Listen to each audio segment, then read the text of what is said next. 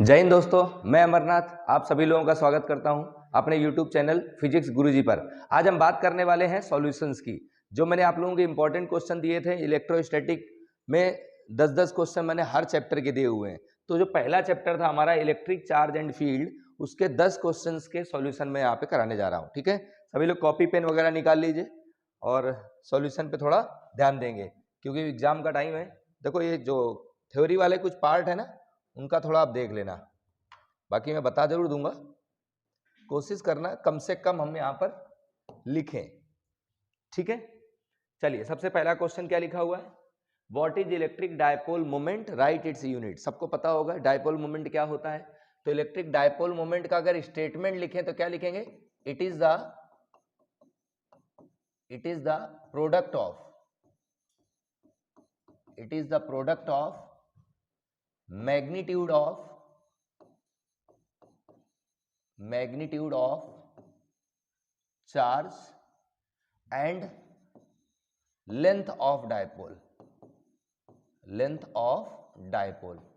हम यहाँ पे इलेक्ट्रिक डायपोल की बात कर रहे हैं। एक्चुअली फॉर्मूला जो होता है ना, वो होता है P equal to Q into 2L। ये होता है फॉर्मूला इलेक्ट्रिक डायपोल मोमेंट का।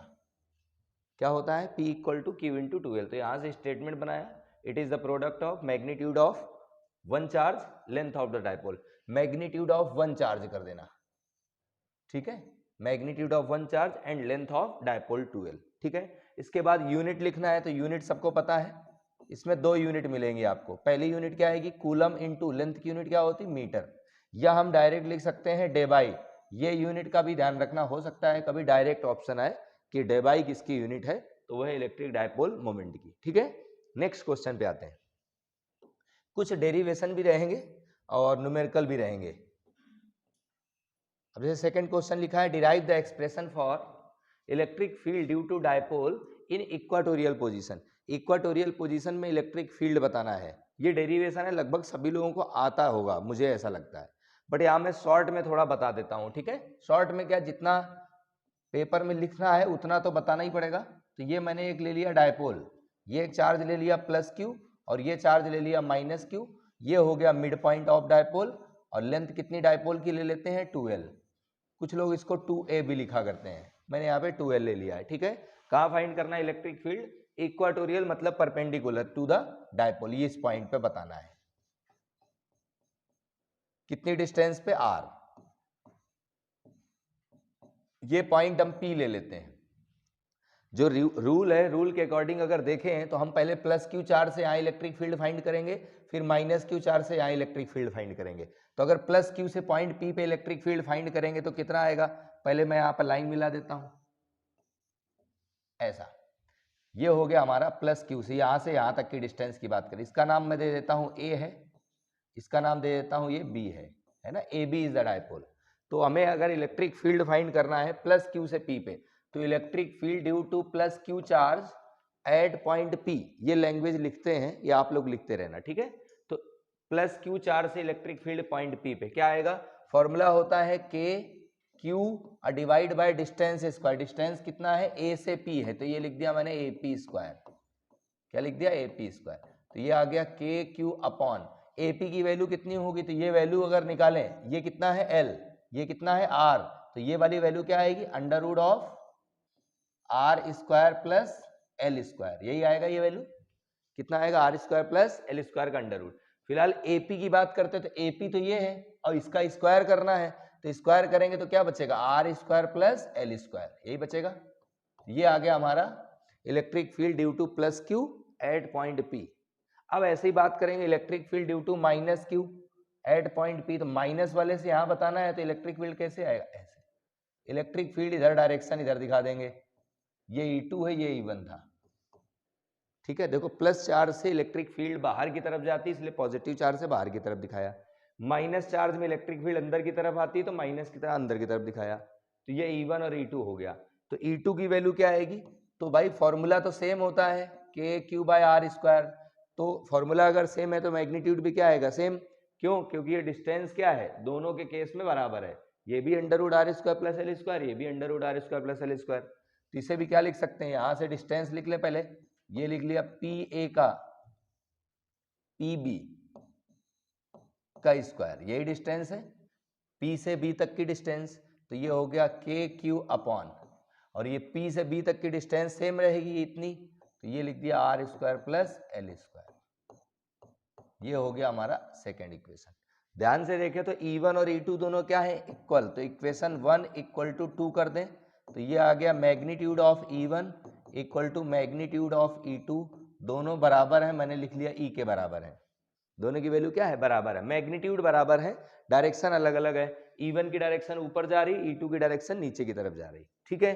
अब क्या करें, दो वेक्टर हमारे हैं, एक ऐसे एक ऐसे, कितना एंगल है, तो ये एंगल हम ले लेते हैं थीटा, ये भी एंगल कितना है थीटा, एंगल सेम रहेगा, तो यहां से अगर देखें तो रिजल्टेंट इलेक्ट्रिक फील्ड इस डायरेक्शन में जा रहा होगा, ये तो पक्की बात है, एक वेक्टर ऊपर जा रहा है एक नीचे जा रहा है, तो रिजल्टेंट राइट साइड ही जाएगा, ठीक है। अच्छा, ये वाला एंगल कितना होगा, थीटा, इस वाला ये थीटा है तो ये भी कितना होगा, थीटा, तो दोनों वेक्टर के बीच जो एंगल बना, ये पूरा एंगल बना, कितना बना, 2 थीटा, कितना बना, 2 थीटा।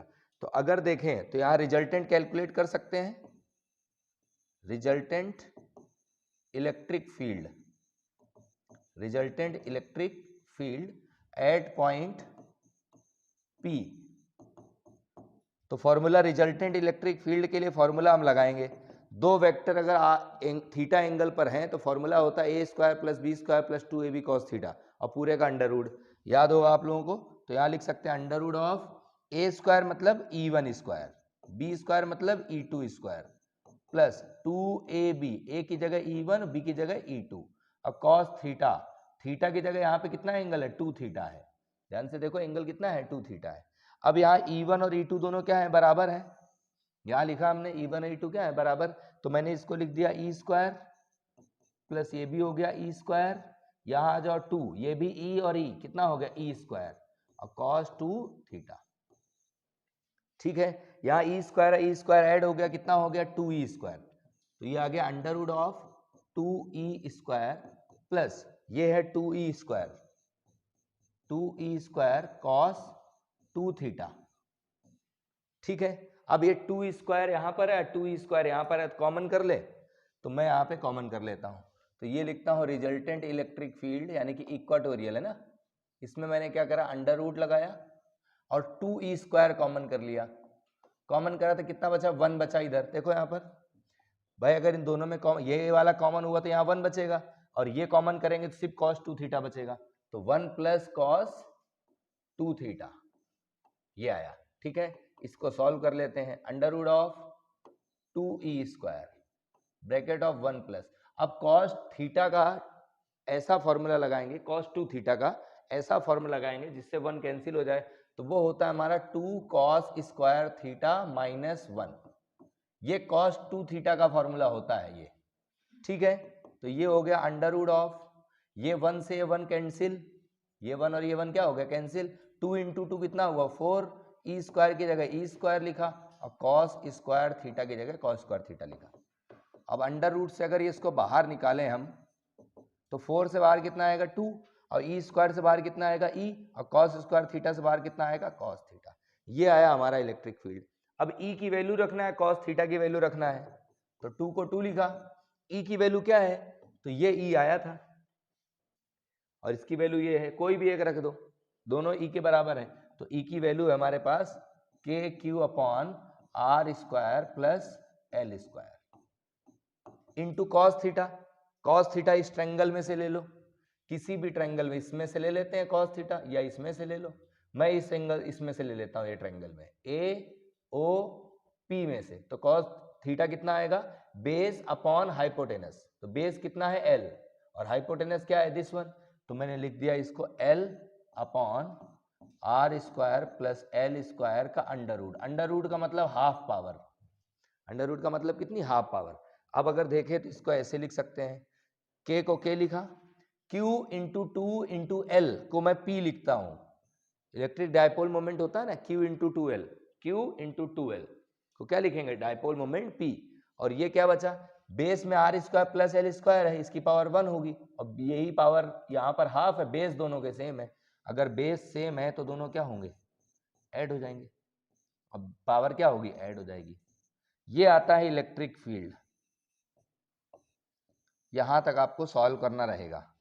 ये है electric field due to dipole in equatorial position, Kp upon में r square plus L square की पावर 3/2। एक कंडीशन आती है, अगर कंडीशन पूछी जाए तो ही करेंगे। कंडीशन क्या है वो समझ लो पहले। कंडीशन ये आती है कि r की वैल्यू अगर L से बहुत ज्यादा है, कंडीशन ये है if r is greater and greater than L, then actual में डायपोल बहुत छोटा होता है, तो अगर हम r की वैल्यू को ज्यादा माने, मान लो डिस्टेंस आपसे बोले 2 मीटर पे फाइंड करना है आपको इलेक्ट्रिक फील्ड, और डायपोल कितना छोटा है, वो लगभग 2-3 सेंटीमीटर का है, तो 2 मीटर तो बहुत ज्यादा हुआ।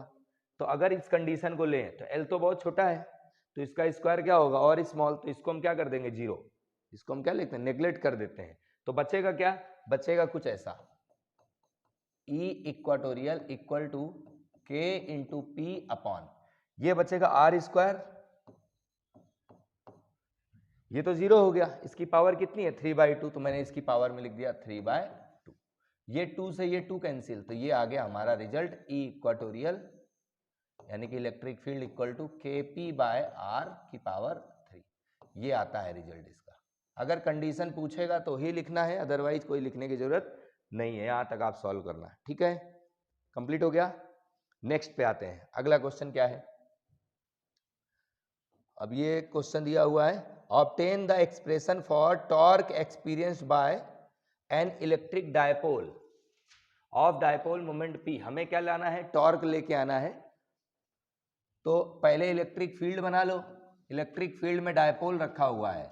ये बहुत ही इंपॉर्टेंट क्वेश्चन है ना। मुझे ऐसा लग रहा है कि ये वाला क्वेश्चन इस बार इससे एक कुछ ना कुछ आएगा इस वाले टॉपिक से, टॉर्क का। ठीक है, तो ये पहले यूनिफॉर्म इलेक्ट्रिक फील्ड हो गया, हमने डायपोल को रख दिया थीटा एंगल पर।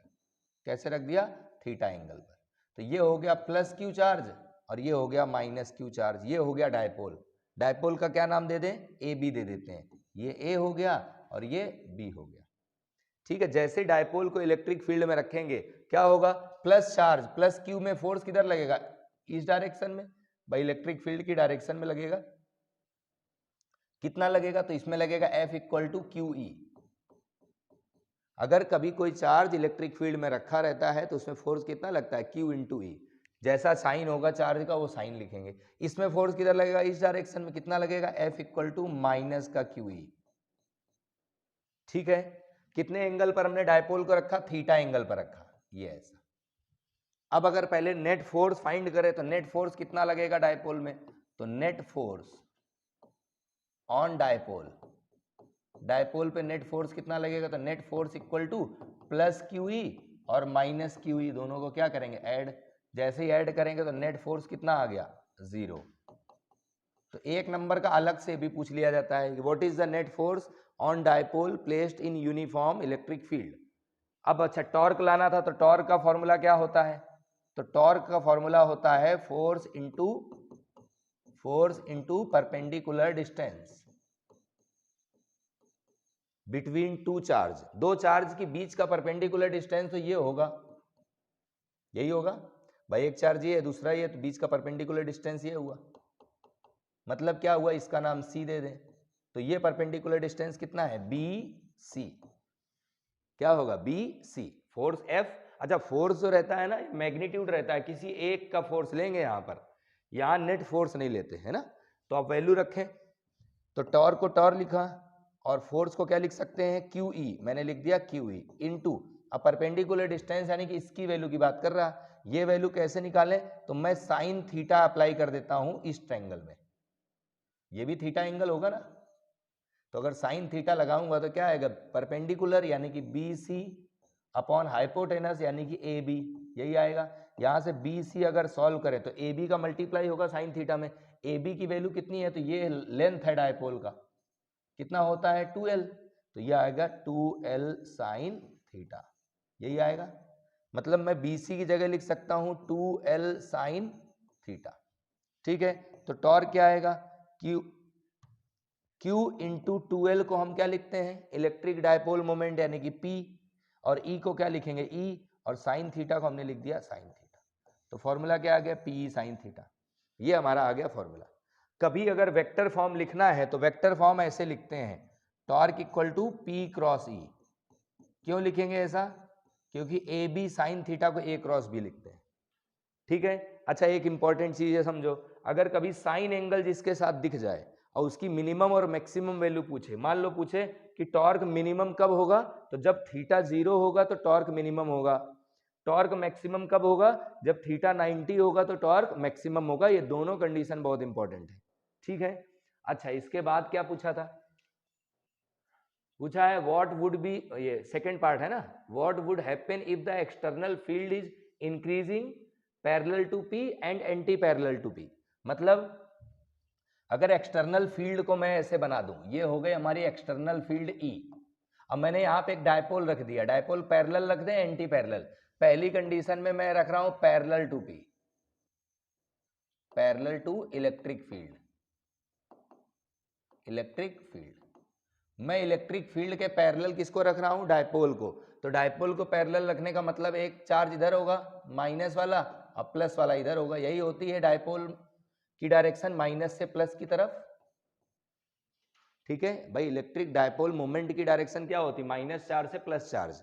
और इलेक्ट्रिक फील्ड राइट साइड मैंने ली है, इंक्रीजिंग इलेक्ट्रिक फील्ड ऐसे है, ठीक है। तो हमने डायपोल को ऐसे रखा।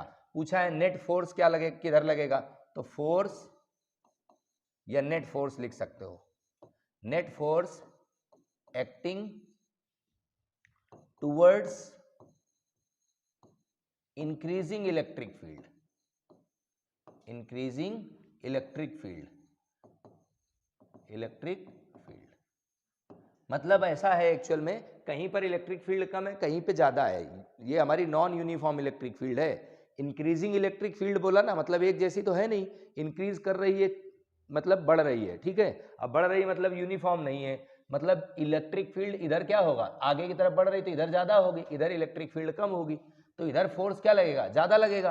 अब फोर्स अगर इधर ज्यादा लगेगा तो नेट फोर्स किधर लगेगा, net force acting towards the increasing field, net force इसमें ज्यादा लगेगा ना, तो टूवर्ड्स आएगा। क्लियर है। सेकेंड केस, अगर मैं एंटी पैरेलल रखूं डायपोल को,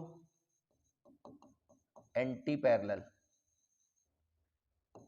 टू इलेक्ट्रिक फील्ड, अब डायपोल को मैं अपोजिट रखूंगा, टू इलेक्ट्रिक फील्ड, ठीक है। तो ये इलेक्ट्रिक फील्ड का डायरेक्शन था।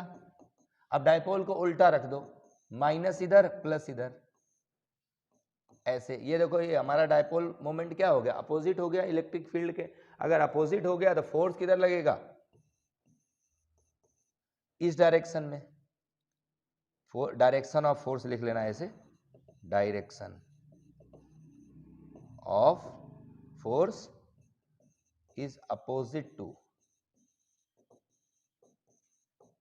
या हम ऐसे नहीं, इसको ऐसे लिख लो, force is in decreasing direction, decreasing electric field लिख सकते हो। यानी कि अब जो लगेगा, अब जो नेट फोर्स लगेगा किधर, डिक्रीजिंग इलेक्ट्रिक फील्ड की तरफ लगेगा, इस डायरेक्शन में नेट फोर्स लगेगा, ऐसा बोलना चाह रहे हैं। पहले क्या लग रहा था, इस डायरेक्शन में नेट फोर्स लग रहा था। तो ये हमारा सेकंड है। मतलब इतना है कि अगर इलेक्ट्रिक फील्ड के पैरेलल रखोगे डायपोल को, डायपोल को इलेक्ट्रिक फील्ड के पैरेलल रखोगे तो नेट फोर्स इलेक्ट्रिक फील्ड की डायरेक्शन में लगेगा, एंटी पैरेलल रखोगे तो नेट फोर्स अपोजिट डायरेक्शन में लगेगा, ठीक है। तो ये भी हमारा कंप्लीट हो गया। नेक्स्ट क्वेश्चन पे आते हैं। नेक्स्ट क्वेश्चन क्या है, right the condition for potential energy of dipole in stable and unstable equilibrium. Potential energy बताना है। पहले पोटेंशियल एनर्जी डायपोल का होता कितना है, वो होता है minus of P cos theta, इसको बोलते हैं पोटेंशियल एनर्जी ऑफ डायपोल, ठीक है। अब हम बात करेंगे स्टेबल अनस्टेबल के लिए, तो for stable, stable equilibrium, stable equilibrium में जो थीटा रहता है वो कितना रहता है, 0 डिग्री। थीटा 0 रखो। ये कंडीशन भी अलग से पूछता है, इसमें क्या पूछा है इन्होंने, कंडीशन ही पूछा है वैसे तो आप सिर्फ एंगल लिखोगे तब भी आंसर चलेगा, है ना, एंगल इसका आंसर है, थीटा इक्वल टू 0। बट मैं यहाँ पे वैल्यूज भी लिख देता हूँ, तो u कितना आएगा, minus of P cos 0, cos 0 क्या होता है 1, तो आएगा क्या माइनस में पी। पोटेंशियल एनर्जी माइनस में आ रही, इसलिए इसको मिनिमम पोटेंशियल एनर्जी भी बोलेंगे। तो स्टेबल इक्विलिब्रियम में पोटेंशियल एनर्जी नेगेटिव होती है, पहला ये ध्यान रखना। और स्टेबल इक्विलिब्रियम में थीटा कितना होता है? 0। अब बात करेंगे फॉर अनस्टेबल इक्विलिब्रियम। ये कई बार आया हुआ क्वेश्चन है सीबीएसई में। थीटा इक्वल टू अनस्टेबल में कितना होता है? 180 डिग्री। तो आपको ये कंडीशन पहले ध्यान रखना है ना, ये कंडीशन है जो कि अभी इस क्वेश्चन में पूछी गई है। मैं पोटेंशियल एनर्जी भी लिख रहा हूं, तो पोटेंशियल एनर्जी क्या होगी? Minus of P cos theta, theta की जगह 180, और 180 की वैल्यू कितनी? कॉस 180 -1, तो ये हो गया प्लस का पी। पोटेंशियल एनर्जी क्या होगी? ज्यादा, तो इसको लिखेंगे मैक्सिमम पोटेंशियल एनर्जी। तो ये हमने आगे ही बता दिया, पोटेंशियल एनर्जी मैक्सिमम अनस्टेबल में होती है और मिनिमम स्टेबल इक्विलिब्रियम में होती है। ठीक है, तो ये भी हो गया। नेक्स्ट में आ जाए, समझ आ रहा है ना सभी लोगों को? चलिए नेक्स्ट देखें, मोस्ट इंपॉर्टेंट क्वेश्चन की लिस्ट में है ना, ये हर जगह आया हुआ है। एप्लीकेशन ऑफ गॉस थ्योरम है। क्या है? Derive the expression for electric field due to uniformly charge infinite length of conductor. मतलब आपको ये इनफाइनाइट लेंथ का एक कंडक्टर दे दिया, ऐसा है ना, इसकी लेंथ बहुत ज्यादा है, इसको यूनिफॉर्मली चार्ज कर दो, तो मैंने इसको पॉजिटिव चार्ज दे दिए। लेंथ बहुत ज्यादा है, इसमें इधर भी प्लस चार्ज दे देते हैं, तो हम इस पर छोटा सा एक पार्ट कट कर लेंगे अपन। ठीक है, मैंने सोचा थोड़ा सा पार्ट, इतना पार्ट ले लेते हैं, यहां से यहां तक कम पार्ट ले लेंगे। सबसे पहले क्या करेंगे? गॉसियन सरफेस ड्रॉ करेंगे। क्या करेंगे? Gaussian surface. तो इसके लिए जो गॉसियन सरफेस आएगी वो कैसी आएगी? सिलिंड्रिकल गॉसियन सरफेस आएगी। तो यहां मैंने इसकी एक सिलिंड्रिकल गॉसियन सरफेस ड्रॉ कर दी। कितनी लेंथ का हमने पार्ट, ये लेंथ जो लिया है हमने एल लेंथ लिया है, एल लेंथ की बात करेंगे, है तो इनफाइनाइट का, एक पर्टिकुलर लेंथ लिया मैंने एल। ठीक है, और ये रेडियस जो लिया है यहाँ पे सिलेंडर जैसा जो बन रहा है गॉसियन सरफेस, उसका रेडियस आर लिया है। ठीक है, आर रेडियस का हमने सिलेंड्रिकल गॉसियन सरफेस बनाया। ये क्या है? इसे लिख देंगे सिलेंड्रिकल गॉसियन सरफेस। ठीक है, अब हमें क्या लाना है? यहाँ पे इलेक्ट्रिक फील्ड लाना है। सबसे पहले क्या करो, इस सिलेंडर में अगर देखें तो 3 सरफेस है। कितनी सरफेस है? 3। एक सरफेस ये है टॉप मोस्ट सरफेस। सिलेंडर रखो अपने पास, पानी की बोतल होगी, देखा होगा, तो पानी की बोतल में देखे तो ऊपर एक टॉप में फेस मिलेगा, एक बॉटम वाला और एक कर्व वाला, 3 सरफेस एरिया मिलेंगे। तो यहाँ पे हम फ्लक्स 3 सरफेस का ला सकते हैं। तो टोटल इलेक्ट्रिक फ्लक्स जो आएगा वो लिख रहा हूं मैं, total electric flux due to Gaussian surface, due to Gaussian surface. तो कितना आएगा? टोटल फ्लक्स को मैंने फाई लिख दिया। पहली वाली सरफेस का आएगा ई डॉट ds प्लस ये हमने ds। अब ds क्या है? मान लेता हूं मैं पहली वाली सरफेस मेरी ये है, इसमें इतना सा पार्ट हमने कट कर लिया।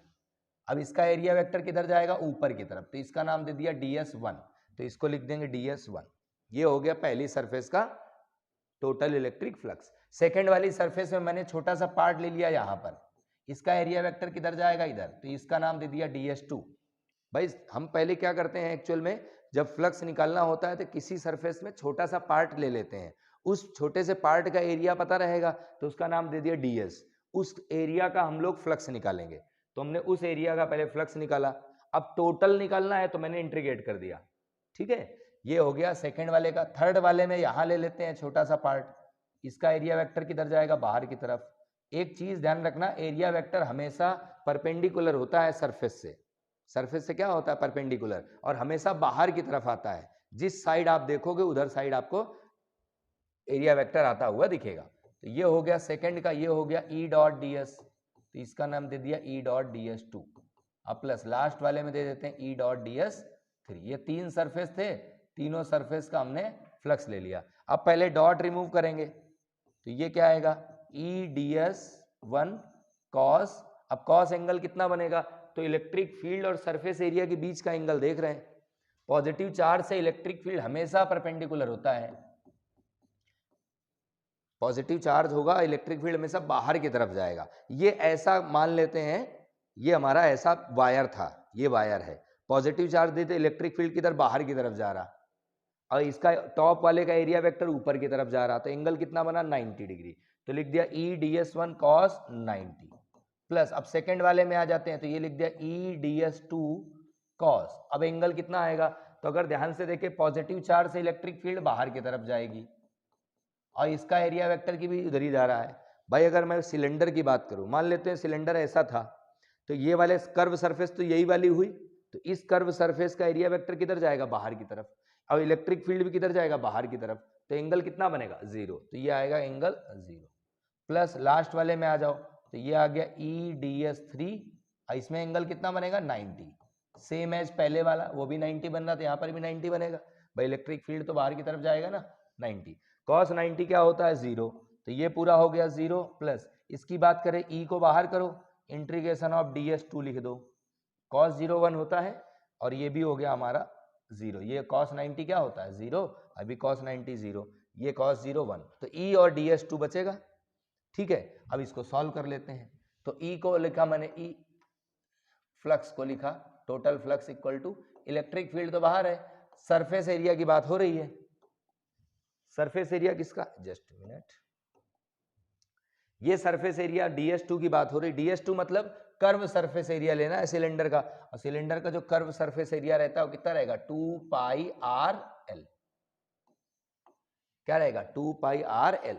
ये आ गया हमारा electric field into surface area. Flux कितना होगा, तो फ्लक्स जो होता है वो होता है टोटल चार्ज अपॉन एप्सिलॉन 0, तो एक्चुअल में फ्लक्स लेते किसका है, गॉसियन सरफेस के अंदर जो चार्ज रहता है वो, तो इसके अंदर चार्ज हमने लिया है Q, तो Q अपॉन एप्सिलॉन 0, और E को E लिखा, और ये 2 पाई आर एल को 2 पाई आर एल लिखा। E को लाना था तो E को रोको, बाकी को इधर भेज दो, तो ये आ गया 1 upon 2 pi epsilon 0 Q upon में R इंटू एल। तो इलेक्ट्रिक फील्ड इक्वल टू, इसको ऐसे लिख सकते हैं 1 upon 2 pi epsilon 0, charge upon length को हम लिखते हैं लैम्डा, क्या लिखते हैं, lambda, that is linear charge density, और R को R लिखते हैं। ये आ गया हमारा रिजल्ट। इलेक्ट्रिक फील्ड क्या है, 1 upon 2 pi epsilon 0 lambda by R, lambda को हम लोग लिख देते हैं lambda equal to charge upon length, इस बात का आप ध्यान रखना। ठीक है, अच्छा इसमें ग्राफ प्लॉट करने का भी बोला था, ग्राफ किसके बीच में बोला था, also plot the graph between electric field and distance, electric field और डिस्टेंस के बीच में ग्राफ बनाना है। तो इलेक्ट्रिक फील्ड तो E है, इलेक्ट्रिक फील्ड क्या है, E, और डिस्टेंस R है, दोनों कैसे इनवर्सली, इनवर्सली अगर है मतलब अगर डिस्टेंस बढ़ेगा तो इलेक्ट्रिक फील्ड क्या होगा, कम, तो इस टाइप से डिक्रीजिंग ग्राफ बन जाएगा। ठीक है, ये भी क्वेश्चन हमारा कंप्लीट हुआ। मैं ये नोट्स अपलोड कर दूंगा अपने टेलीग्राम चैनल पे, उसका लिंक मैं डिस्क्रिप्शन में डाल दूंगा, आप उसमें से डाउनलोड कर सकते हो। ठीक है, चलिए अगला क्वेश्चन देखें। क्वेश्चन लिखा है define electric flux and right it's dimensional formula. Electric flux क्या होता है और डायमेंशनल फॉर्मूला बताना है। सबसे पहले इलेक्ट्रिक फ्लक्स के बारे में बात करें तो एक्चुअली फ्लक्स क्या है, मेजरमेंट ऑफ फील्ड लाइंस। अगर कोई बॉडी चार्ज रहती है तो उससे इलेक्ट्रिक फील्ड लाइंस निकलती हैं। अगर पॉजिटिव चार्ज है तो बाहर की तरफ जाएगी, माइनस चार्ज है तो अंदर की तरफ आएगी। तो हम डायरेक्टली इसको लिख सकते हैं, it is the measurement of,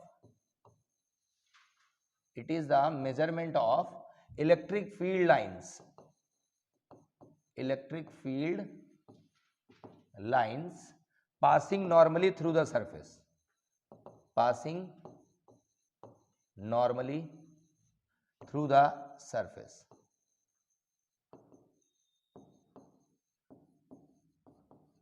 इसे बोलते हैं इलेक्ट्रिक फ्लक्स। फॉर्मूला लिख लो फ्लक्स का, electric field into surface area भी लिखा था हमने, तो ये लिख दिया electric field into surface area, ये हो गया हमारा फॉर्मूला।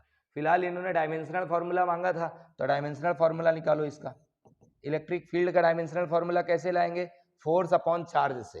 भाई देखो यहाँ पे फोर्स अपॉन चार्ज लिखते हैं इलेक्ट्रिक फील्ड को, याद करो। तो फोर्स का डायमेंशनल फॉर्मूला होता है mlt-2 और चार्ज का क्या होता है at, यही होता है। तो इलेक्ट्रिक फील्ड का जो डायमेंशनल फॉर्मूला आएगा वो आएगा mlt-3a-1, ये इलेक्ट्रिक फील्ड का डायमेंशनल फॉर्मूला आएगा। यहाँ रख के देखो तो कितना आता है mlt-3a-1, और सरफेस एरिया का क्या होता है l⁻², एरिया मतलब मीटर स्क्वायर, तो l⁻²। यहाँ आ जाओ तो m को m लिखा, l⁻³ हो गया, t⁻−3 a⁻−1, ये आएगा फ्लक्स का डायमेंशनल फॉर्मूला, इलेक्ट्रिक फ्लक्स का। पहला पार्ट कंप्लीट हो गया। दूसरा क्या बोला, what will be the electric flux through a square of side 10 centimetre if the plane is making an angle 30 degree with the X axis. बहुत ही सिंपल क्वेश्चन है। बोला है प्लेन कितना एंगल बना रहा, 30 डिग्री, कहां से, एक्स एक्सिस से, और इलेक्ट्रिक फील्ड हमारी एक्स एक्सिस में है। कैसे पता, क्योंकि इलेक्ट्रिक फील्ड दिया है 5 इंटू, ये इंटू है ना, 5 इंटू 10⁻³ आई कैप, ये हमारा यूनिट वेक्टर होता है एक्स एक्सिस का, मतलब इलेक्ट्रिक फील्ड एक्स एक्सिस में जा रही है। चलो यहां डेटा लिख लेते हैं। बहुत छोटा है भाई साहब, क्या बात है। चलो मैं इसको यहां से हटा देता हूं ये वाला पार्ट और यहां पे सॉल्व कर लेता हूं। पहले इलेक्ट्रिक फील्ड देख लेते हैं। देखो हम पहले फॉर्मूला लगाएंगे फ्लक्स का। फ्लक्स का फॉर्मूला होता है ई एस कॉस थीटा, यही होता है एंगल फ्लक्स का फॉर्मूला, इलेक्ट्रिक फ्लक्स का। चलिए वैल्यू रखते हैं, फाई को फाई लिखा, इलेक्ट्रिक फील्ड की वैल्यू कितनी है, 5 इंटू 10⁻³, यही है 5 इंटू 10⁻³। आई कैप है वो ये बता रहा है कि एक्स एक्सिस में, इसका और कोई रोल नहीं है। अच्छा, स्क्वायर ऑफ साइड दिया था 10 सेंटीमीटर, साइड कितना है 10 सेंटीमीटर, तो अगर मैं इसका एरिया निकालूं तो क्या आएगा, लेंथ इंटू लेंथ, तो कितना आएगा 100 सेंटीमीटर। तो मैंने लिख दिया एरिया, लिख दिया मैंने 100 सेंटीमीटर स्क्वायर हुआ, उसको मीटर स्क्वायर में कन्वर्ट करेंगे तो 10⁻⁻⁴ का मल्टीप्लाई हो जाएगा, ये आएगा हमारा एरिया। क्या आएगा, एरिया। इंटू कॉस थीटा, तो कॉस को कॉस लिखा। अब यहाँ पे थीटा कितना है, तो देखो यहाँ पे क्या बताया है, plane is making an angle 30 degree. जब कभी भी प्लेन जितना भी एंगल बनाए 90 में से सब्ट्रैक्ट कर देना, वो एंगल होगा थीटा। तो 90 में अगर 30 कम करें कितना बचेगा, 60। प्लेन इज मेकिंग 30 डिग्री मतलब जो थीटा होगा वो 90 माइनस एंगल होगा, ध्यान रखेंगे, ठीक है। कॉस 60 हमारा कितना होता है, हाफ, 1/2 होता है। तो 1/2 अगर है तो एक काम करो, चलो पहले लिख लेते हैं, 5 को 5 लिखा, इंटू पावर में आ जाते हैं, 10⁻⁵ हो गया, ये 3 पावर, ये 2 पावर 10⁻⁵ में एक पावर कम कर दो तो 10 बचेगा, ठीक है। ये 10⁻⁵ हुआ और 10⁻⁻⁴ है तो -4 कम कर दिया 10⁻⁵ में, तो 10⁻1 बचा, इंटू 1/2, ठीक है। ये हुआ 50, 2 से कैंसिल कर दो, कितना आएगा 25 newton per coulomb into metre square. Check कर लो एक बार, कोई कैलकुलेशन एरर ना हो, है ना, ठीक है। ये भी हमारा कंप्लीट हो गया। नेक्स्ट में आ जाते हैं। देखो इनमें से हो सकता है कोई एक पार्ट भी पूछ ले, जरूरी नहीं पूरा का पूरा क्वेश्चन ही आए, सिंगल पार्ट भी पूछा जाता है। अब ये थोड़ा सा एक क्वेश्चन है जो क्वेश्चन लेंदी दिख रहा है बट है सिंपल, ठीक है। Time period of a simple pendulum पूछा है। क्या लिखा है, simple pendulum consist of a small sphere of mass m suspended bye a thread of length l। Simple pendulum का नाम सुना ही होगा आप लोगों ने। ये हमने एक सिंपल पेंडुलम का ऐसे लटका दिया, इसका मास कितना है, m मास है, इसकी लेंथ कितनी है, रस्सी की लंबाई, इसमें जो स्ट्रिंग थ्रेड की लेंथ है वो l दी है, ठीक है। बोला the sphere carries a positive charge q, इसका जो चार्ज है वो +q है, इस बात का ध्यान रखना है ना, कितना है +q, ठीक है। बोला the pendulum is placed in uniform electric field E directed vertically downwards. सबसे ज्यादा इंपॉर्टेंट ये है कि इलेक्ट्रिक फील्ड किधर लग रहा है, डाउनवर्ड है, हो सकता है कभी अपवर्ड कर दे, तो अभी डाउनवर्ड इलेक्ट्रिक फील्ड, तो मैं इलेक्ट्रिक फील्ड ऐसे बना लेता हूँ, ये इलेक्ट्रिक फील्ड है। अच्छा, आपको ये पता होगा कि इलेक्ट्रिक फील्ड में अगर प्लस चार्ज रखोगे तो किधर मूव करेगा, ये होता है प्लस से माइनस डायरेक्शन होती है इलेक्ट्रिक फील्ड की। इलेक्ट्रिक फील्ड का प्लस से माइनस होता है, अगर मैं यहाँ पे क्यू चार्ज रखूंगा तो चार्ज किधर मूव करेगा, इलेक्ट्रिक फील्ड की डायरेक्शन में, ठीक है। ये हो गया, मतलब इसमें फोर्स जो लग रहा होगा नीचे की तरफ लगेगा। आगे क्या है, find the period of oscillation of the pendulum due to the electrostatic force acting on the sphere. आपको यहाँ पे क्या बताना है, टाइम पीरियड बताना है, बिकॉज ऑफ इलेक्ट्रोस्टैटिक फोर्स। मैं यहाँ पे कंसीडर करता हूँ जब पेंडुलम ऑसिलेट करेगा तो यहाँ से मान लेते हैं मीन पोजीशन से थीटा एंगल आ गया, थीटा एंगल आ गया, मतलब ये पेंडुलम हमारा यहाँ पे कहीं है, ठीक है।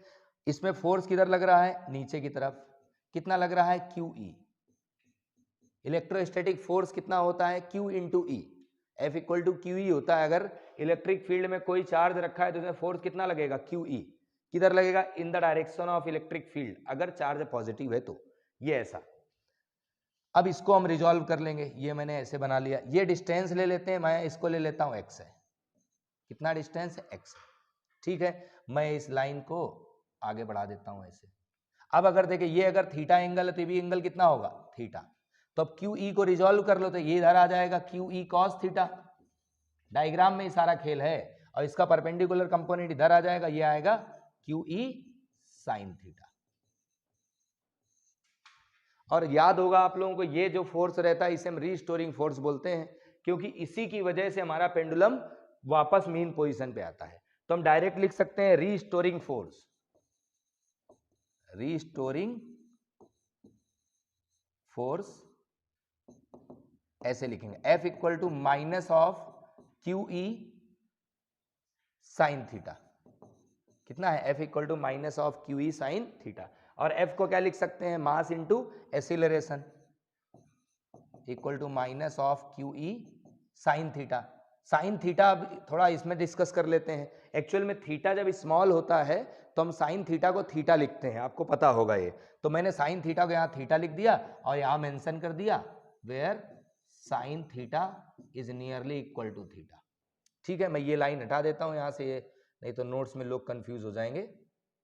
यहाँ ई लिख देता हूँ बस, इलेक्ट्रिक फील्ड का डायरेक्शन। ठीक है, तो ये साइन थीटा को मैंने थीटा मान लिया, तो ये आ गया। अब थीटा का फॉर्मूला लगा दो, एंगल का फॉर्मूला होता है आर्क अपॉन रेडियस, तो मैं थीटा की जगह x बाय एल लिख सकता हूँ। तो यहाँ लिख दिया m into A equal to minus of q E, इसको लिख दिया x बाय एल। अब मैं सिर्फ x को छोड़ दो, m को नीचे भेजो पहले तो ये आ गया हमारा a equal to minus of q E, यही है ना, minus of q E by M L upon में एम एल। इसको छोड़ने के बाद ये x बच रहा है, मतलब यहाँ पे acceleration is directly proportional to displacement हो गया, माइनस लगा लो। और ये जो कंडीशन होती है, अगर एक्सीलरेशन डिस्प्लेसमेंट के डायरेक्टली प्रोपोर्शनल आता है, मतलब हमारा जो ऑब्जेक्ट है वो सिंपल हार्मोनिक मोशन कर रहा होता है, तो लिख देंगे so it execute simple harmonic motion. आपने एसएचएम की कंडीशन पढ़ रखी है, एसएचएम की कंडीशन के अकॉर्डिंग है acceleration directly proportional to displacement अगर है तो वो एसएचएम करेगा। तो इसका टाइम पीरियड कितना हो जाएगा? तो टाइम पीरियड का फॉर्मूला लगा दो, t equal to 2 pi by omega. तो t को t लिखा, 2 पाई को 2 पाई लिखा। ओमेगा क्या होगा? तो x के अलावा जो ये बचा था इसी को ओमेगा बोलते हैं, ओमेगा स्क्वायर बोलते हैं, where omega square equal to q E upon में एम एल। ये आपको पता है, आपने 11th क्लास में पढ़ा है, उसमें मिलता था ये। तो ये क्या है? ओमेगा स्क्वायर के बराबर। तो ओमेगा की वैल्यू क्या आती? Under root Q E upon में एम एल, और रिजल्ट हमारा क्या आएगा? 2 पाई अंडर वुड ऑफ, ये एम एल ऊपर आ जाएगा, एम एल अपॉन में क्यू ई। ये हमारा है रिजल्ट। ठीक है, तो ये हमारा कंप्लीट हो गया। एक बार मैं स्क्रीन देख लेता हूं।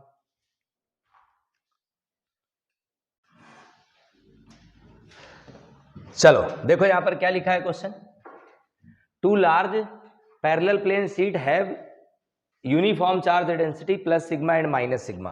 तो पहले 2 प्लेन शीट ले लो, एक दे देते हैं प्लस सिग्मा, ये हो गया हमारा प्लस सिग्मा, और एक ले लेते हैं जिसका चार्ज डेंसिटी क्या है? माइनस सिग्मा है, दूसरा ले लिया माइनस सिग्मा, ये हो गया माइनस सिग्मा। और आपको क्या फाइंड करना है? यहां पर फाइंड करना है डिटरमाइन द इलेक्ट्रिक फील्ड। पहला पॉइंट है बिटवीन द शीट और दूसरा outside the sheet.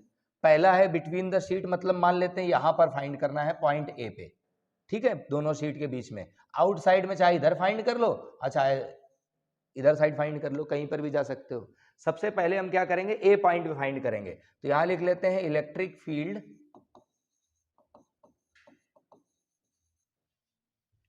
Between the capacitor. अब कैपेसिटर का नाम क्यों आया है? क्योंकि ये कैपेसिटर होता है। कैपेसिटर की क्वालिटी क्या थी? एक प्लेट पॉजिटिव चार्ज, दूसरी प्लेट नेगेटिव चार्ज। हमें इलेक्ट्रिक फील्ड कहाँ बताना है? ए पॉइंट पे बताना है। तो इसके थ्रू इलेक्ट्रिक फील्ड कैसे जाएगा? ऐसे, यानी कि प्लस वाले से इलेक्ट्रिक फील्ड इधर जाएगा, माइनस वाले के थ्रू अगर देखें तो यहाँ फाइंड करना है, तो यहाँ पे क्या आएगा? ऐसे। भाई जाना तो इधर पड़ेगा ना, दोनों की डायरेक्शन क्या है? अपोजिट। तो इलेक्ट्रिक फील्ड क्या होगा? प्लस वाले से, यानी E1 से। तो सिंगल प्लेट के थ्रू जो इलेक्ट्रिक फील्ड होता है वो होता है सिग्मा बाय 2 एप्सिलॉन 0। क्या होता है? Sigma bye 2 epsilon 0। अब E2 के थ्रू अगर फाइंड करते हैं तो डायरेक्शन क्या है? अपोजिट। देखो एक्चुअल में क्या होता है? एक पोजीशन वेक्टर हम कंसीडर करते हैं ऐसा, ठीक है। हम लोग एक डायरेक्शन लेते हैं, कंसीडर करते हैं प्लस से माइनस राइट जा रहे हैं कि लेफ्ट जाना है, तो इसके अकॉर्डिंग अगर देखें तो मैं E2 को क्या लिख सकता हूं, minus of sigma bye 2 epsilon 0। ये हुआ हमारा माइनस प्लेट के थ्रू, ये हुआ प्लस प्लेट के थ्रू। एक पॉजिटिव प्लेट का इलेक्ट्रिक फील्ड ये होता है, नेगेटिव होगा तो ये होगा। अब नेट इलेक्ट्रिक फील्ड बताना था ए पॉइंट पे, तो दोनों की डायरेक्शन क्या है, अपोजिट, तो ऐसे लिख लेते हैं E1 vector plus of E2 vector. ध्यान ये रखना है कि वेक्टर कभी भी सब्ट्रैक्ट नहीं होते, तो ये वेक्टर हमेशा प्लस ही रहेंगे, ठीक है। अब वैल्यूज रखेंगे, तो पहले वाले की वैल्यू क्या है, plus sigma upon 2 epsilon 0 minus of, दोनों क्या होंगे, अपोजिट है इसलिए माइनस लगा दिया, और ये क्या है, माइनस ऑलरेडी है, माइनस सिग्मा अपॉन 2 एप्सिलॉन 0, ठीक है। वैल्यूज देखे तो ये आ गया sigma bye 2 epsilon 0, minus minus हो गया प्लस सिग्मा अपॉन 2 एप्सिलॉन 0। हमें वैसे भी आंसर पता है कि इलेक्ट्रिक फील्ड कैपेसिटर के बीच में जो आता है वो क्या आता था, सिग्मा बाय एप्सिलॉन नॉट। भाई ये क्या होगा, 2 सिग्मा 0 ऊपर सिग्मा प्लस सिग्मा, 2 सिग्मा 2 से 2 कट जाएगा, आंसर क्या आएगा, सिग्मा बाय एप्सिलॉन 0। अच्छा सेकंड हमें क्या बताना, आउटसाइड द शीट, यहां कहीं, तो आउटसाइड हमें पता है 0 आएगा, तो सेकंड आया हमारा आउटसाइड द कैपेसिटर, कैपेसिटर के बाहर, कैपेसिटर के बाहर इलेक्ट्रिक फील्ड क्या लिखेंगे, E equal to E1 plus E2, ठीक है। तो E को E लिखा, पहले हम इसमें देख लेते हैं, तो बाहर जा रहा है इस वाले थ्रू, इस वाले प्लेट से इधर साइड जा रहा है, तो क्या होगा, प्लस, प्लस में कितना, सिग्मा बाय 2 एप्सिलॉन 0, प्लस लगाया। अब इलेक्ट्रिक फील्ड इस वाली प्लेट से राइट साइड जा रहा है, तो इलेक्ट्रिक फील्ड तो हमारा जैसा वैसे ही रहेगा, सेम डायरेक्शन है ना दोनों की, तो ये क्या रहेगा, minus of sigma bye 2 epsilon, दोनों एक दूसरे को क्या करेंगे, कैंसिल आउट, तो इलेक्ट्रिक फील्ड क्या आएगा, 0। देखो यहां पर हम कहाँ फाइंड कर रहे हैं, यहां फाइंड कर रहे हैं, तो प्लस वाले से इलेक्ट्रिक फील्ड बाहर जा रहा और ये भी इलेक्ट्रिक फील्ड इसी की डायरेक्शन में जा रहा, तो दोनों की डायरेक्शन क्या हो गई, सेम, और डायरेक्शन सेम हो गई तो वो दोनों क्या होंगे, कैंसिल कर देंगे एक दूसरे को, प्लस करके, अपोजिट थे दोनों प्लेट ना, तो एक प्लस एक माइनस कैंसिल हो गए, 0 आया। तो आपको ये आंसर भी डायरेक्ट ध्यान रखना, एक नंबर में डायरेक्ट आंसर ही पूछता है, what is the electric field inside the capacitor, तो क्या आएगा, sigma bye epsilon 0, outside the capacitor क्या आएगा, 0, ठीक है। नेक्स्ट पे आ जाते हैं, 8 क्वेश्चन हो चुके हैं, क्वेश्चन नंबर 9 पे आए, क्या लिखा हुआ है, calculate the work done in bringing a charge Q from perpendicular distance R1 to R2, R2 की वैल्यू ज्यादा है, ठीक है, from a uniformly charge straight infinite length of conductor, मतलब मेरे पास एक वायर है जिसको हमने यूनिफॉर्मली चार्ज कर दिया और ये इनफाइनाइट लेंथ का है, ठीक है। अब एक चार्ज रखा हुआ है, कहां पे, यहां रखा है, ठीक है, कितनी डिस्टेंस पे, R1 डिस्टेंस पे रखा है, मान लेते हैं, इसको R1 से R2 लेके जाना है, कहां से, R1 से R2, तो ये R2 हो जाएगा, ठीक है, R1 से R2 लेके जाना है, और हमें कैलकुलेट क्या करना है, वर्क डन। सबसे पहले वर्क डन का फॉर्मूला समझो, तो यहां लिख सकते हैं work done equal to, work done का फॉर्मूला होता है फोर्स इंटू डिस्प्लेसमेंट, यही होता है, फोर्स इंटू डिस्प्लेसमेंट। डिस्प्लेसमेंट को मैं यहाँ एक्स लिख रहा हूं, आर लिख लो, ज्यादा बढ़िया है। एक काम करो ना, पहले स्मॉल वर्क डन लिख लो, टोटल के लिए इंटीग्रेट वाला फॉर्मूला लेना पड़ेगा, यहां लिख लेता हूं मैं टोटल वर्क डन, एक लाइन बच जाएगी। टोटल वर्क डन का फॉर्मूला आपने पढ़ा होगा, W equal to integration of F into D X, या डिस्टेंस जो भी है, मैं डिस्टेंस को यहां से R से डिनोट कर रहा हूं, कोई दिक्कत है भाई, R ले रहे हैं R1 R2, तो मैंने इसको F डॉट डी आर लिख लिया, ठीक है। अब यहां वैल्यूज रखो, तो W इक्वल टू क्या होगा, F को लिख सकते हैं Q इंटू ई, क्या लिख सकते हैं, Q इंटू ई, और R को DR को लिख दिया DR, ठीक है। तो W को W लिखा, Q को Q लिखा, इलेक्ट्रिक फील्ड की वैल्यू हमें पता है, इस वाले वायर के थ्रू R डिस्टेंस पे इलेक्ट्रिक फील्ड क्या होता है, याद करो, ये लिखा था अपन ने भी थोड़ी देर पहले, आया था E equal to 1/2 pi epsilon 0 lambda by R, याद आया। अगर मैं इसको चाहूं तो ऐसे नहीं लिख सकता, 2 का मल्टीप्लाई 2 से डिवाइड, तो ये हो जाएगा के 1/4 पे एप्सिलॉन 0, और ये हो गया 2 लैम्डा बाय R, यही होता है electric field, K into 2 lambda by R, ठीक है। अच्छा हम कहां से कहां चार्ज को लेके जा रहे हैं, R1 से R2, तो R2 ज्यादा है तो लिमिट लगा लो R2 और ये R1 से R2 जा रहे हैं ना, तो लिमिट लोअर R1 अपर R2, लोअर R1 अपर R2। वक्तन R1 से R2 जाना था, E की वैल्यू रख दो, E की वैल्यू क्या है K into 2 lambda by R, और ये लिख दिया dr। ठीक है, इंपॉर्टेंट है अभी।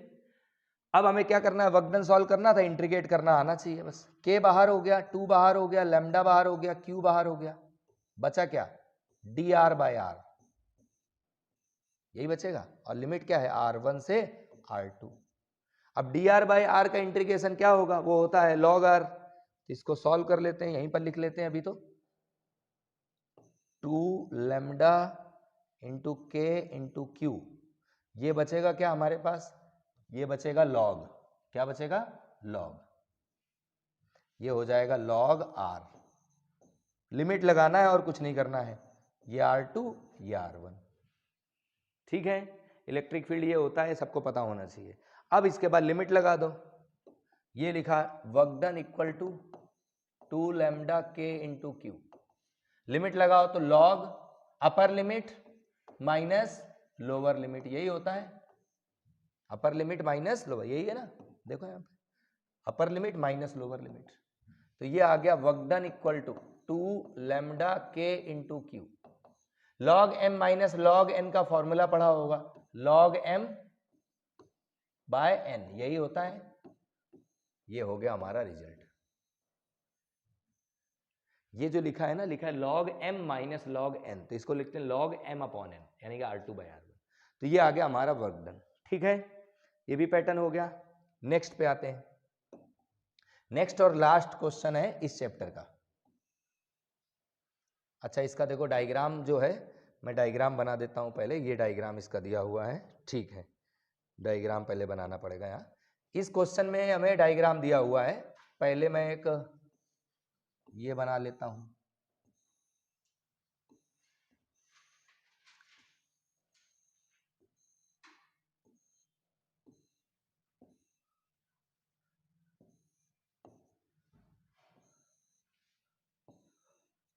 ये डायग्राम दिया इसमें ऐसा, ये डिस्टेंस बताया है a है और इसकी साइड भी a है। ठीक है, ये इलेक्ट्रिक फील्ड हमारा एक्स एक्सिस में जा रहा है, देख लेंगे बाद में। लिखा है the electric field component in the following figure are E X equal to alpha X, A X sorry, E X की वैल्यू यानी कि इलेक्ट्रिक फील्ड एक्स एक्सिस में, वाई एक्सिस में 0 है और जेड एक्सिस में भी 0 है। एक्स एक्सिस में कितना, अल्फा इंटू एक्स, अल्फा दिया है ना, अल्फा इंटू एक्स। अल्फा की वैल्यू दे रखी भाई साहब, कितनी दी है 400, और एक्स को एक्स लिख दिया। ठीक है, मतलब ये दिया हुआ है, एक्स एक्सिस में है, इस बात का ध्यान रखेंगे। मतलब इलेक्ट्रिक फील्ड की डायरेक्शन ऐसे है, बाकी वाई एक्सिस जेड एक्सिस में 0 है। अब ये हमारा ऑब्जेक्ट रखा है, इससे पूछा क्या है, calculate the electric flux through the cube, पूरा फ्लक्स बताना है। सबसे पहले फ्लक्स का मतलब होता है electric field lines passing normally through a surface. इस वाली सरफेस का फ्लक्स क्या होगा, 0, क्यों, इसका एरिया वेक्टर ऊपर जाएगा, इलेक्ट्रिक फील्ड तो ऐसे जा रहा, तो एंगल तो 90 बना ना। अच्छा, इस वाले की बात करें बॉटम, तो इसका भी 90 एंगल बनेगा। अब बात करेंगे, हमारे पास दो और बची, एक तो ये हो गया, एक ये हो गया, एक इधर इधर बचेगी, तो इधर वाले का एरिया वेक्टर बाहर जाएगा, इलेक्ट्रिक फील्ड इधर जाएगा 90, सेम इधर वाला, मतलब दो सरफेस ये खत्म हो गई, इनका फ्लक्स 0 है, इनका फ्लक्स भी 0। अब बचेंगे ये वाली दो सरफेस, इनका फ्लक्स तो मिलेगा क्योंकि एक्स एक्सिस में इसका एरिया वेक्टर रहेगा, इसका अपोजिट रहेगा, मतलब फ्लक्स इसके थ्रू मिलेगा और फ्लक्स इसके थ्रू मिलेगा। बस इसके थ्रू जो फ्लक्स मिलेगा इसे लिखेंगे flux due to right face, इसके थ्रू मिलेगा लिखेंगे flux due to left face, बस इतना। तो अब जो नेट फ्लक्स आएगा वो लिखेंगे phi equal to flux due to right face plus flux due to left face. अब फ्लक्स का फॉर्मूला लगा दो, फाई का फॉर्मूला क्या होता है, electric field into surface area. Surface area दोनों का बराबर ही रहेगा, लेफ्ट वाला हो चाहे राइट वाला हो, प्लेट का एरिया तो एक जैसा है ना सरफेस दोनों फेस का। तो ये आर है राइट के लिए, प्लस यहां लगा देते हैं अपन, इसको लिख देते हैं electric field due to left face into surface area. Surface area पहले डॉट हटाओ, एंगल ले आओ, तो ई आर यानी कि electric field due to right face surface area into cos. अब एंगल कितना बनेगा, तो राइट वाले फेस का एरिया वेक्टर किधर जा रहा है, इधर जा रहा है, और इलेक्ट्रिक फील्ड भी उधर जा रहा, मतलब एंगल 0 आएगा, cos 0 प्लस इसमें आ जाओ तो ये आएगा लेफ्ट फेस, इसका एरिया वेक्टर तो इस डायरेक्शन में जाएगा ना, और इलेक्ट्रिक फील्ड उधर जा रहा, तो एंगल कितना 180 हुआ, तो E into surface area into cos 180, cos 180, cos 180 कितना होता है माइनस, तो ये हो गया E due to right face into surface area, minus आ जाएगा, ये 1 हो जाएगा ना cos 0, और ये -1, तो ये आएगा E due to left face into surface area. आप डायरेक्ट भी इसको लिख सकते थे, कहां से, जब समय ना रहे तब, ER minus EL into surface area. आप इस टर्म के, इस टाइप के जितने क्वेश्चन उनको डायरेक्टली ऐसा लिखा जा सकता है, ठीक है। अब राइट और लेफ्ट वाला इलेक्ट्रिक फील्ड देख लो, तो राइट के लिए इलेक्ट्रिक फील्ड कितना है, तो ये लिखा मैंने फ्लक्स इक्वल टू, देखो अब इलेक्ट्रिक फील्ड राइट की बात कर रहे हैं, तो वही इलेक्ट्रिक फील्ड 400 इंटू एक्स है, राइट वाली सरफेस कहां पर है, यहां पर है, तो यहां से लेके यहां तक की डिस्टेंस कितनी है, ए और ए कितना है 2a, कितना है 2a, तो मैं इसको लिखूंगा 400 इंटू में 2a माइनस, ये देखो ये हो गया हमारा राइट सरफेस का। अब लेफ्ट वाले की बात करें तो लेफ्ट वाला इलेक्ट्रिक फील्ड यहां है, भाई इलेक्ट्रिक फील्ड कितनी है 400 इंटू एक्स, तो 400 इंटू एक्स, एक्स मतलब ये डिस्टेंस कितनी है a, तो इसको लिखेंगे अपन 400 इंटू ए, और सरफेस एरिया जो है वो a स्क्वायर था, दिस इज, हाँ सही है बराबर है, 400 एक्स की जगह लिखा था, अल्फा की वैल्यू 400 है, ठीक है, और सरफेस एरिया कितना है a स्क्वायर, भाई साइड a है तो एरिया क्या होगा a स्क्वायर, ये लिख दिया। अब इसको सॉल्व करना रह गया है, क्या कॉमन है इन दोनों में से, 400 कॉमन है, a भी कॉमन है, तो 400 कॉमन और a common, a square already था, ब्रैकेट इसके अंदर कितना बचेगा, a बचेगा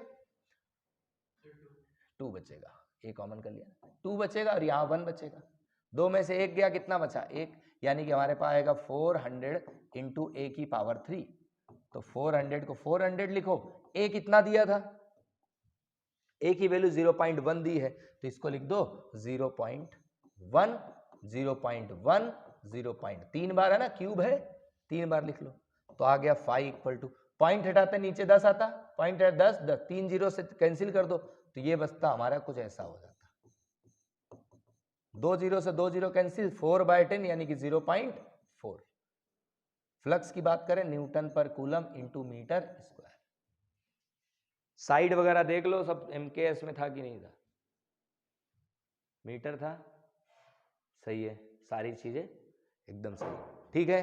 अब एक इसका रह गया, चार्ज बताना है कितना आएगा इसके क्यूब में, तो चार्ज क्या होता है, सेकेंड पार्ट बस इतना सा है ना, चार्ज क्या होता है, तो क्यू को लिख सकते हैं हम 5 equal to q by epsilon 0 था, याद करो ऐसा लिखते थे ना, 5 equal to q by epsilon 0, तो चार्ज कितना आएगा एप्सिलॉन 0 इंटू में 5, एप्सिलॉन 0 की वैल्यू होती है 8.85 इंटू 10 की पावर -12 इंटू 5 कितना आया है 0.4, बस भाई दोनों का मल्टीप्लाई कर लो आंसर, पॉइंट हटा दो, कितना आ रहा 4 का मल्टीप्लाई करो 885 में, 4 पंचे 20, 0 आया, 2 बचा, 8 चौक 32, 32 और 2 34, 4 आया, 3 बचा, 8 चौक 32 और 3 35, ठीक है, और 8 चौक 32 पॉइंट हटाया था नीचे 1000 आ गया था, 1000 आया मतलब डिवाइड 3.54 इंटू 10 की पावर -12 कूलम, ठीक है। तो ये हमारा फाइनली चैप्टर कंप्लीट हो गया है, मैं इसके नोट्स भी अपलोड कर दूंगा, आगे वाले लेक्चर देखने के लिए हमसे जुड़े रहें, जय हिंद।